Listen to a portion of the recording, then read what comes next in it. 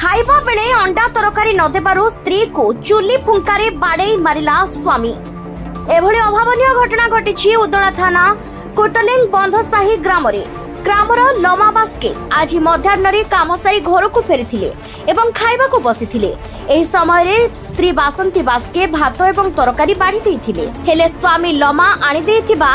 Under तरकारी काहे बोली मागिथिले एवं स्त्री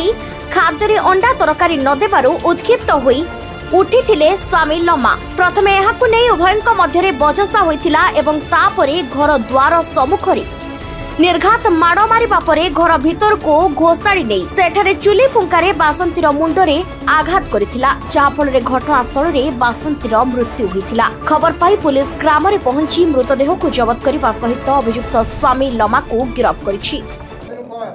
मत खाइते देलानी जितेबाला मुझे पेट देने जो अंडा मु घिनी आनी से ये पछुआड़े बिलाती अंडा ताक कहनी बिलाती अंडाटा को ये करदे पछुआड़े पिट देते से मोर ये भूल हो हाथर आज्ञा थर जा घर भर ढुके से जो आमर नटा नहीं ना आज्ञा सेटर मु पिट देते पिठियाटा किंतु हाथर मारते पछुआड़ा है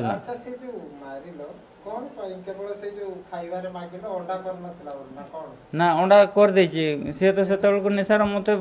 मत भोक नागुच सी से मत देलानी हाँ आम केमती जाने आम घर तो रहीगला रायकाली ना आसी नहीं आज सकाल फोन कला जमती मु आसी से को मार दे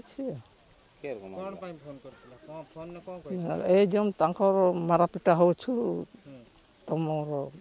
माँ भाई अच्छी आस आम आस्ते आस्ते तो सरीगला आ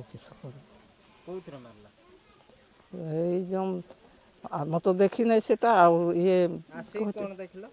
आसिकी तो सी शोची मोर आसिकी डाकी से को सी मरी जाए झगड़ा झाटी हुए एमती हाँ तांकर ढेर दिन पाख झगड़ा झाटी हुए कौन तार निशा खाई नहीं से कम झगड़ा हम ना पैसा पत्र कथा नहीं किसी अच्छी ना पैसा तार सब बेले यही तो देखला पर तुम माने उदयरू अक्षय कुमार करम का रिपोर्ट संचार लाइव।